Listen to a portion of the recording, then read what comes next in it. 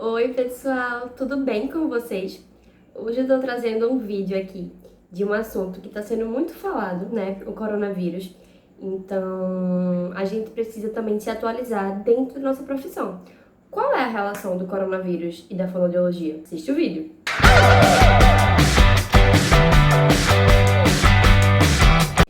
Gente, antes da gente falar de fato sobre a relação da fonoaudiologia com a Covid-19, a gente tem que entender um pouquinho do que é essa Covid-19. Então, a Covid-19 é uma doença causada pelo coronavírus que surgiu lá numa cidadezinha da China, a Covid-19, tá? Que passou dos animais silvestres para os seres humanos e aí chegou nessa formulação do vírus que está circulando pelo mundo.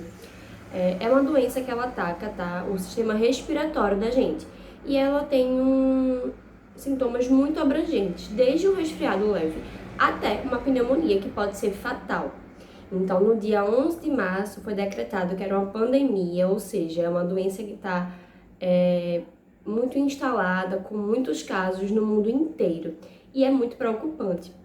Então, a forma de contágio é através de gotículas, tá? Então, se uma pessoa espirra, tosse, fala, que sai um pouquinho de saliva, essas gotículas, elas vão para as superfícies e alguém que toca na região dos ouvidos, dos olhos e da boca, nariz, pode se contaminar. Existe também a contaminação por aerosóis, que depois a gente fala um pouquinho sobre isso, tá? Os sintomas, eles são febre, tosse, dor de garganta. Eu tô olhando aqui porque tô filmando um pouquinho, tá, gente? Uma tosse seca, mas também pode ser tosse secretiva, tá? Pode ser coriza. E também tá surgindo aqui, principalmente no Brasil, a anosmia e a ageusia, né? Que é a dificuldade no paladar e no olfato. E tá bem recorrente aqui. E em relação à fatalidade, minha gente, assim, a principal taxa de mortalidade dessa doença são os idosos, mas isso não quer dizer que não acomete outros tipos de faixa etária. Aqui no Brasil, principalmente, tem muita gente nova infectada. Como eu falei anteriormente, né, os sintomas, eles vão desde uma gripe leve até uma pneumonia muito séria. Então, a gente tem tosse seca, tosse também pode ser produtiva, febre, dor de garganta, coriza, dor no corpo, moleza, anosmia, ageusia. Em algumas pessoas também tá aparecendo conjuntivite, diarreia. Então, assim, é uma abrangência de sintomas que você precisa, de fato, fazer uma relação, desculpa o barulho da moto, fazer uma relação, observar se vai piorar, se não vai. Independentemente se for coronavírus ou não, as pessoas precisam ficar em casa. E tem um agravante. Não sei se todos já sabem, mas os sintomas, mas as pessoas também podem ser assintomáticas. Então, nem sempre a pessoa que está portando o vírus vai desencadear sintomas, vai apresentar sintomas. Então, assim, se entrou em contato com alguém contaminado, é muito difícil de que você não tenha pego. Então, assim, fique em casa 14 dias, no mínimo, para prevenir de não passar para outras pessoas. Uma coisa que é extremamente importante de vocês saberem em relação ainda a forma de contaminação é que as pessoas assintomáticas, elas têm, assim, um alto índice de transmissão, um alto risco de transmissão, porque elas não sabem quem tem. Então, assim, elas estão levando a vida normal, estão coçando o nariz, tocando nos cantos. Então, é bem importante, assim, se fosse na vida real, a gente sabe que não é possível, mas no mundo ideal, todo mundo realmente realizar o teste para ver se está ou não contaminado. Outra coisa importante, as pessoas que estão contaminadas, elas podem transmitir o vírus de 24 a 48 horas antes dos sintomas aparecerem. Então, por exemplo, hoje eu tô espirrando, tô com um pouquinho de febre, corpo mole, conjuntivite, mas há 2 dias atrás eu não tava. E eu saí na rua e encontrei com várias pessoas. Então, assim, eu posso ter contaminado essas várias pessoas. Por isso que é bem importante a questão do isolamento social e de ficar em casa, tá? E aí, gente, como eu falei, né? Eu sempre falando aqui que essa doença, ela tem uma abrangência muito alta. Então, assim, dos casos, 80% das pessoas, elas vão ter sua doença tratada normalmente, sem nenhum tipo de intervenção mais complexa, vão ser curadas em casa.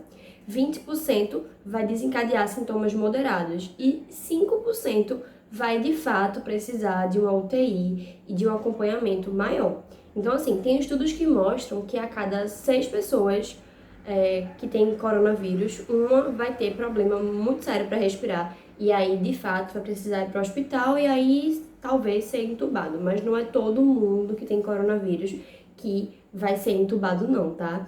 Isso aí é um medo de muita gente, mas não é necessariamente regra, tá certo?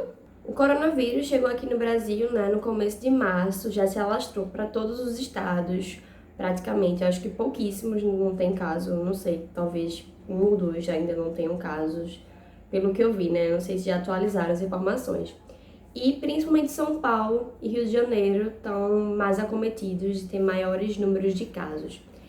E a maior taxa de mortalidade dessa doença aqui e no mundo são pessoas acima de 60 anos. Mas isso não quer dizer que você não vai pegar, tá? Você, uma pessoa super saudável, não vai pegar. Também existem pessoas saudáveis que pegam a doença. Não quer dizer que você vai desenvolver algo mais grave a nível de ir para o hospital. Como eu falei anteriormente, só apenas 5% desenvolve algum tipo de dificuldade séria respiratória que precisa ir para o hospital e talvez ser entubado. Então, assim, a doença ela se torna pior, mais grave em pessoas com comorbidades, idosos, pessoas que têm doenças autoimunes, imunidade baixa, pessoas com tratamento oncológico em andamento, pessoas que têm problemas respiratórios. Atualmente entrou no grupo de risco grávidas, puérperas, pessoas obesas. Existem várias mudanças em relação à OMS com essa questão das comorbidades e do grupo de risco, tá? Aumentou muito nos últimos dias devido à maior expansão dessa doença em outras localidades. E aí, como é a evolução dessa doença? Bom, a Covid-19 acontece em algumas fases, tá? Na primeira fase da doença, são sintomas leves, sintomas de uma gripe leve. Então, assim, a pessoa vai ter coriza, vai ter uma alteração no olfato, no paladar, pode ter uma conjuntivite, uma diarreia, vai ter uma febrezinha leve. E aí, pode ser que ela fique nessa fase e se cure. Mas pode ser que a pessoa que está infectada passe para a fase 2. E na fase 2 já são mais sintomas de pneumonia. Então, ela vai ter uma febre maior, ela vai apresentar tosse, vai apresentar mialgia, vai apresentar um monte de coisa. Vai ter um discreto grau de hipóxia, tá? Então, assim, tem que ficar atento. E ainda pode passar para a fase 3. Na fase 3, a pessoa já vai estar apresentando uma insuficiência respiratória, vai precisar de algum tipo de suporte de oxigênio. Não necessariamente ela precisa ser entubada na fase 3, tá? Talvez um catéter de O2, algum outro tipo de suporte resolva. Vai apresentar febre alta, tá? Muita febre. Vai ter uma hipóxia grave e os exames vão estar bem alterados. E aí, se a pessoa não passou dessa fase e ficou tranquila, se recuperou, ela vai para a fase 4. E na fase 4 é onde ocorre, de fato, a intubação orotraqueal e a necessidade de ventilação mecânica, porque o paciente já vai estar em estado de choque, já vai estar com uma insuficiência respiratória muito grave, então realmente ele vai precisar ir para a intubação. Então percebam, existem fases da doença. As pessoas que costumam ter a doença em níveis mais leves, elas ficam restritas às primeiras fases, na fase 1, um pouquinho da fase 2. A partir da 3 já é uma gravidade maior e essa população, essa pessoa contaminada, de fato, vai precisar ir para um ambiente hospitalar para poder se tratar. E aí que a gente chegou, né, na intubação orotraqueal. Então, por que faz logo a intubação? Por que não tenta uma VNI? Por que não faz uma terapia respiratória? Não pode, gente. Essas pessoas que estão contaminadas, elas têm a tendência a, se fizer algum tipo de suporte respiratório, como o caso da VNI, do AMBU, elas podem propagar mais ainda o contágio do vírus através dos aerossóis. Então, assim, não pode fazer VNI, não pode fazer AMBU, até a própria Venturi e cateter de O2, eles podem ser propagadores de aerossol. Então, assim, é bem perigoso, por isso que já intuba, para garantir que o vírus não saia mais ainda pelo ar e que o paciente fique ok, tranquilo e estável. Em relação ao tempo de traqueostomia não, gente, de intubação, é muito relativo, mas a maioria das pessoas, elas estão evoluindo aí com um período de 20, 21 dias no máximo de intubação, tá? Pelos estudos que eu andei vendo na internet, o tempo mínimo de intubação são 7 dias, então já é uma intubação prolongada que está acontecendo nessa população. Então, e faz traqueostomia? Bom, até um tempo atrás não estava se fazendo, mas da semana passada para cá já tem alguns hospitais aqui do Brasil e do mundo que já estão realizando traqueostomia em pacientes com Covid, quando eles percebem que esse paciente ele não vai melhorar.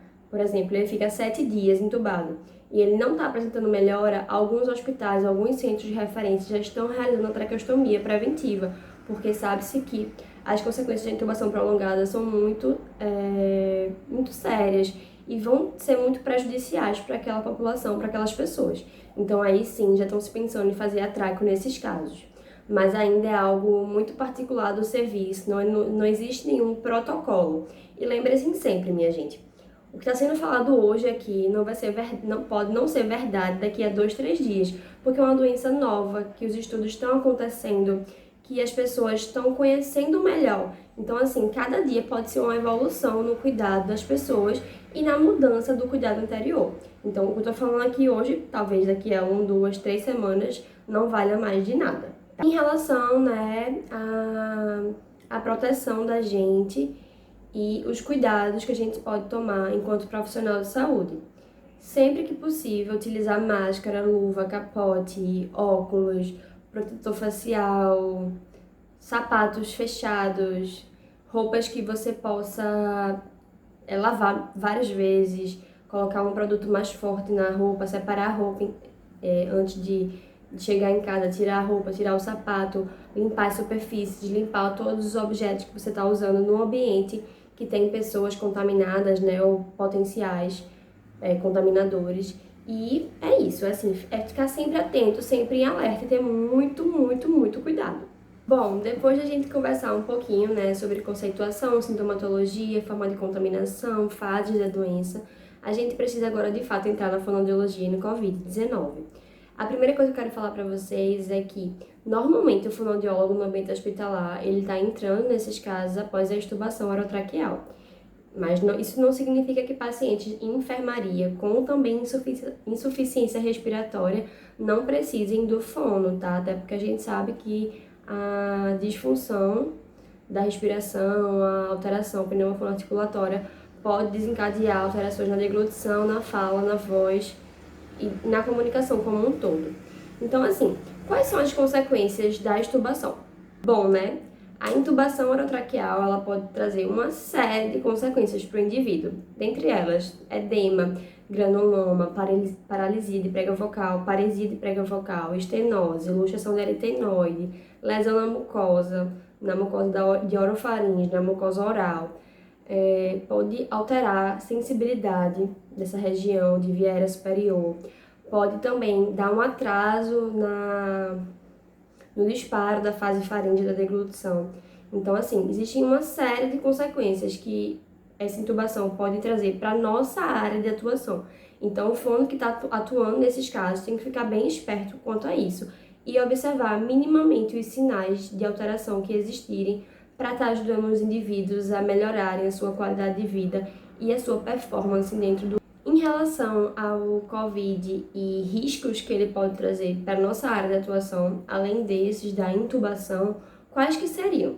Primeiro, a posição prona. Eu não sei se vocês estão por dentro disso, mas assim, uma das posições mais indicadas para os pacientes ficarem enquanto intubados para melhorar a questão respiratória é a posição prona, ou seja, ele fica com a barriga deitada na cama, assim, ó, para ajudar na expansão pulmonar.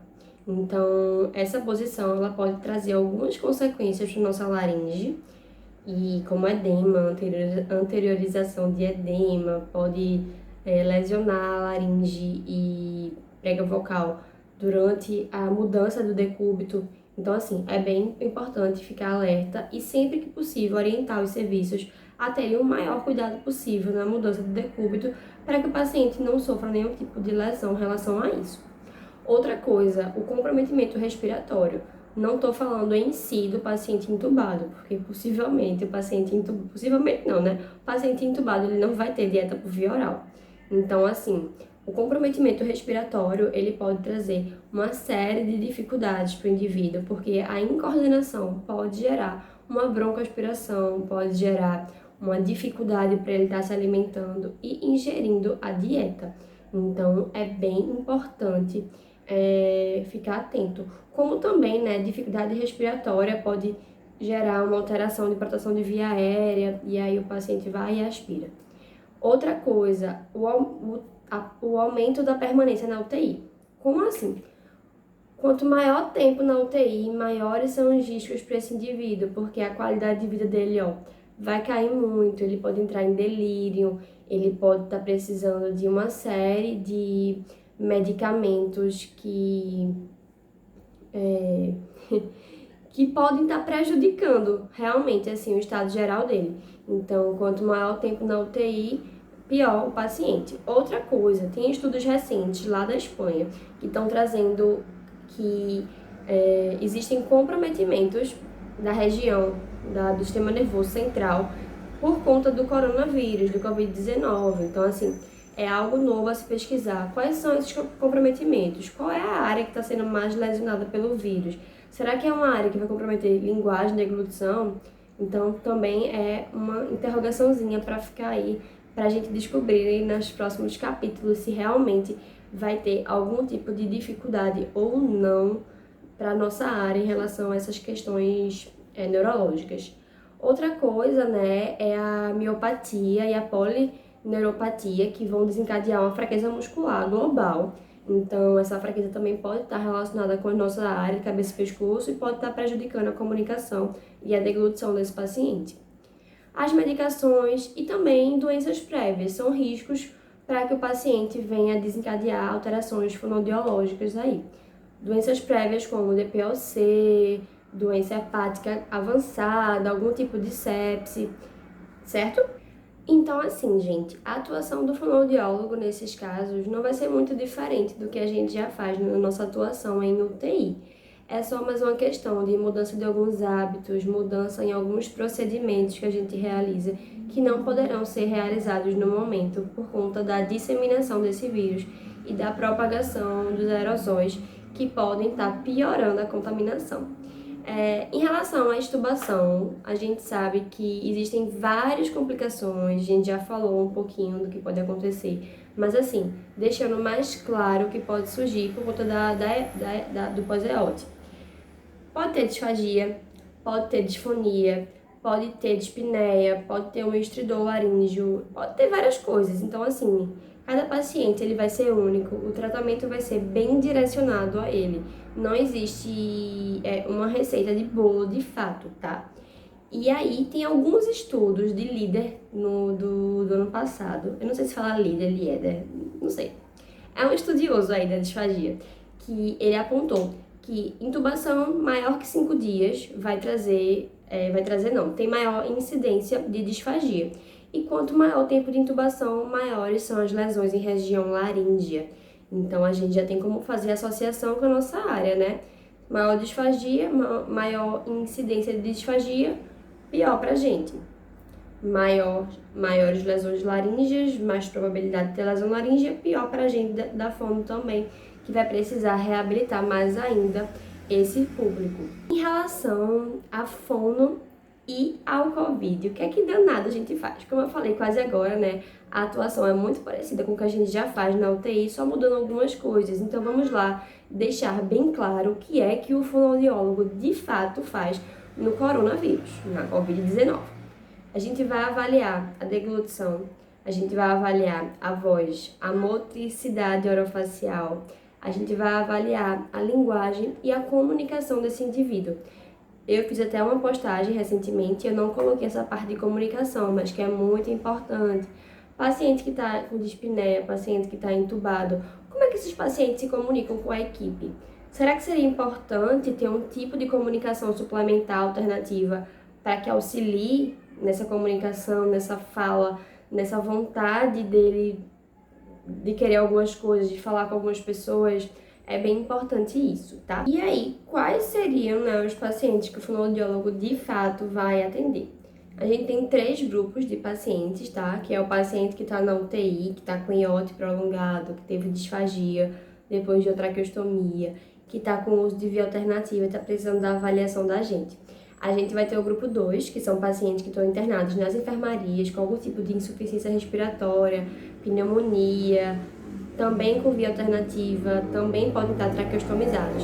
E aí a gente vai ter, após a fase aguda da doença, que é o grupo 3, que são os pacientes que vão estar ali para reabilitação de fato, e em alguns casos já a nível ambulatorial, já a nível de atendimento domiciliar, tá? Pesquisando algumas coisas, informações em vários sites, inclusive o site da ASHA, né, que é uma organização mundial que aí responde pela fonoaudiologia, eu encontrei algumas recomendações de atendimento para pessoas com, eu não sei para onde eu olho, eu fico perdida, mas enfim, para pessoas com Covid-19. A primeira de todas é assim, a higiene. A gente tem que sempre higienizar nossas mãos, nossos pulsos, antes de ir atender os pacientes e após também.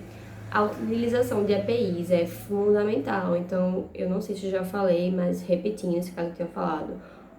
Usar a touca, usar o capote, usar a máscara, usar o protetor facial, usar uma roupa impermeável, tudo que for possível para a gente se proteger desse vírus e não se contaminar é o essencial. Outra coisa, assim, a gente tem que sempre tentar obter o máximo de informações antes de chegar no paciente. Isso com coronavírus, isso com qualquer outra doença infecciosa, que a gente tem que ter o mínimo de distanciamento dessas pessoas. O máximo, na verdade, né? Então, assim, vontade de espirrar. A gente precisa ler prontuário, conversar com a equipe, se tiver algum familiar na hora, conversar com os familiares, tentar saber tudo da vida desse paciente, o histórico dele, uma anamnese completa antes de chegar de fato no leito para atender, para não estar mais tempo de exposição ali. Outra coisa, a gente tem que sempre ficar com a distância adequada e, se possível, de lado do paciente. Porque se o paciente vier a tossir, espirrar, algum tipo de gerador de aerosol, a gente não vai se contaminar, tá? Então, sempre atendam esses pacientes ao lado, nunca, jamais de frente, tá? E aí, se possível, se o paciente, você vê que o paciente tem condições de se alimentar e de utilizar os instrumentos que você precisa para estar fazendo a avaliação, que ele faça. Então, assim, observe essa possibilidade previamente para, de fato, oferecer a ele e pedir para ele, solicitar para ele que ele faça isso. Outra coisa, não pode estimular tosse de paciente com Covid, porque tosse gera aerosol. Então, assim, não estimula, esquece isso. A gente pode pesquisar a tosse, se ele tem proteção de via aérea, de outra forma. Conversa com a equipe que está lá o dia todo no plantão, é mais eficaz do que a gente estar ali propagando risco para o paciente, novamente, para a gente e para a equipe como um todo. E é isso, assim. Então, vamos só retomar. Higiene, EPI, distância, buscar informações anteriormente, se o paciente tiver condições de comer sozinho, que ele coma, e não estimula a tosse de paciente de jeito nenhum, tá? E aí, voltando para a parte da deglutição e da avaliação como um todo. Você pode sim, tá? Fazer uma avaliação da motricidade, da voz, da sensibilidade, sem gerar aerossol, e ficar mais por dentro e sentir de fato o paciente e o que ele vai trazer como sintomatologia para você. Outra coisa que é importante na parte de deglutição e disfagia é a questão da ageusia e da anosmia. Paciente que está sem essa percepção desses dois sentidos tão importantes para a alimentação pode ter um risco de... não é de disfagia, mas pode ter um risco, um potencial alteração da deglutição por conta disso, tá? Outra coisa, sempre monitorem a questão respiratória do paciente. Não cheguem já atendendo o paciente. Falem com a equipe, falem com o fisioterapeuta de preferência, para saber como é que esse paciente está do ponto de vista respiratório e se ele é apto para estar realizando a nossa terapia, a nossa avaliação. Porque, gente, é um esforço para ele e ele pode piorar. E aí, se for o caso, o paciente precisar antes fazer uma fisioterapia, deem preferência para o fisioterapeuta avaliar, atender, reabilitar, para depois você entrar na atuação, tá? Então, um paciente com baixa oxigenação, apneico, um paciente com algum tipo de distúrbio respiratório, então, assim, ele pode coordenar pneumofonoarticulatoriamente e desencadear, assim, aspiração, silente ou não, de saliva e de dieta. Outra coisa, assim, ele pode coordenar a questão do tempo de apneia durante a deglutição. Então, assim, para engolir tem que parar de respirar um pouquinho. Vai que ele fique muito cansado, dispneico, e não consiga demorar esse tempo necessário da apneia de deglutição. Ele vai respirar e aí ele vai aspirar. Então, é bem importante sempre, sempre, sempre, sempre conversar com a equipe antes, tá? Outra coisa, o baixo volume pulmonar aumenta o risco de aspiração, porque diminui a pressão subglótica e a diminuição dos reflexos também, tá? Então, assim, fique esperto. Outra coisa, paciente que tá muito tempo em ventilação mecânica, entubado, ele pode apresentar fraqueza muscular por conta do desuso mesmo, a ausência da função, né? Passou muito tempo ali entubado, então ele deixou de usar e aí ele vai desenvolver uma fraqueza. O uso de medicamentos, principalmente alguns medicamentos para deixar o paciente bem sedado, podem também desencadear esse desuso, e a própria intubação também pode gerar essa fraqueza, tá? O tubo mesmo. A disfagia pós-extubação, né, ela pode desencadear em 1/3 das pessoas que tiveram Covid, que passaram para a fase 4 e que foram intubadas. Então, assim, não é todo mundo que tem Covid que vai ter disfagia. Primeiro tem que ser intubado para depois ver se realmente o grupo dos intubados serão os acometidos com essa patologia. Então, como vocês já sabem, né, que eu falei antes, que a gente não pode gerar aerossol de forma alguma, porque propaga mais ainda a contaminação do vírus, não sei o que, não sei o que. Quais são os procedimentos fonoaudiológicos que vão estar gerando aerossol? Primeiro, estimulação de tosse gera, porque a tosse, além das gotículas, ela vai emitir os vírus em menores partículas por conta da explosão do ar. A gente vai estimular aerossol na aspiração de via aérea, na avaliação estrutural da cavidade oral também, tá? Estrutural e funcional pode estar gerando esse tipo de coisa. A gente, na administração da dieta do beira-leito, por quê? Porque o paciente pode tossir, o paciente pode se desorganizar, espirrar, e aí pode gerar. A terapia com abordagens compensatórias, que o paciente precisa fazer algum tipo de esforço fonatório, algum esforço de cooptação, algum esforço que requeira algo que ele não vai conseguir, ele pode estar desencadeando a propagação dos aerossóis. Válvula de fala, avaliação e o tratamento do paciente traqueostomizado, minha gente, pois é.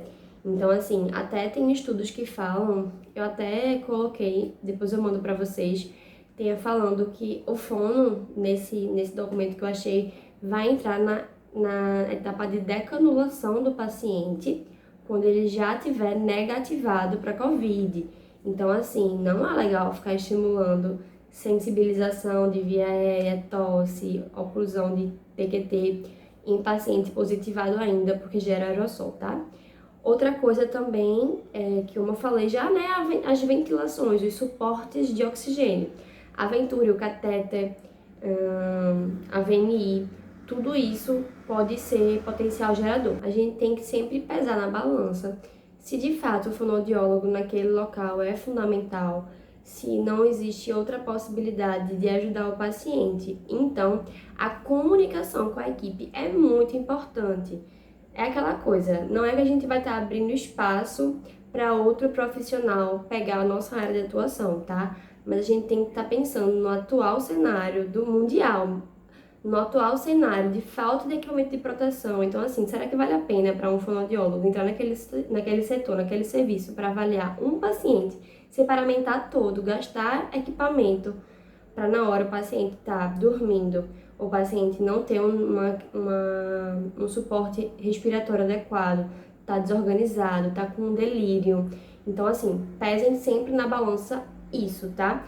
Então, como forma de estratégia, vários órgãos, inclusive a ASHA, estão indicando fonoaudiólogos fazerem tipo uma triagem e uma ajuda através de telemonitoramento. Então, assim, por exemplo, você é o fonoaudiólogo de um hospital e só tem você.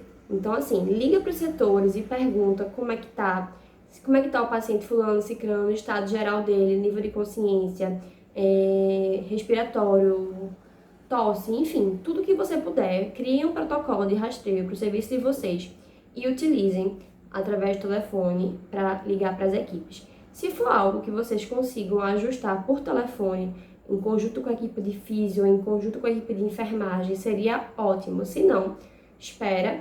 Após atender os outros pacientes, você vai para esses setores. Caso não, se for mais de um fonoaudiólogo, é o ideal que vocês, como equipe, designem pessoas específicas para atender os pacientes de Covid, para não ter essa exposição e gasto de material também, tá? Então, assim, é importante ter essa conversa com a equipe, priorizar sempre a avaliação clínica, até porque, eu acho que eu esqueci de falar antes, mas os exames objetivos, eles estão sendo contraindicados porque eles são potenciais geradores de aerossol. E outra coisa, gente, os aerossóis, eles ficam no ar até cerca de 3 horas. Então, por exemplo, uma pessoa foi aspirada, uma pessoa tossiu de 7 horas da manhã. E eu cheguei lá 9h30, 10 horas. Ainda pode estar contaminado o ar, tá? E precisa de máscara N95 nesses casos. Fiquem bem espertos em relação à indicação dos EPIs. Quem não sabe, é importante saber e pesquisar sobre a indicação de cada equipamento de proteção individual. Outra coisa que é bem importante é a higiene oral. Então, assim, além do protocolo de triagem, o protocolo de risco de broncoaspiração que vocês precisam criar nos setores de vocês, tenham também, em conjunto com a odontologia, se existir no seu setor, no seu serviço, um protocolo de higiene oral, porque as pessoas esquecem. E quando a gente vai chegar lá, vai perder mais tempo ainda fazendo a higiene. Então, quem tiver essa oportunidade, assim, conversar com as equipes para elas estarem sempre com essa manutenção de higiene, é o ideal, porque a gente já chega lá já prontinho para atender e não fica com tanto tempo de exposição. Outra coisa, tem algumas pessoas, alguns estudiosos que estão indicando a não realização de ausculta cervical. E se forem realizar a ausculta cervical, que seja com o estetoscópio do paciente.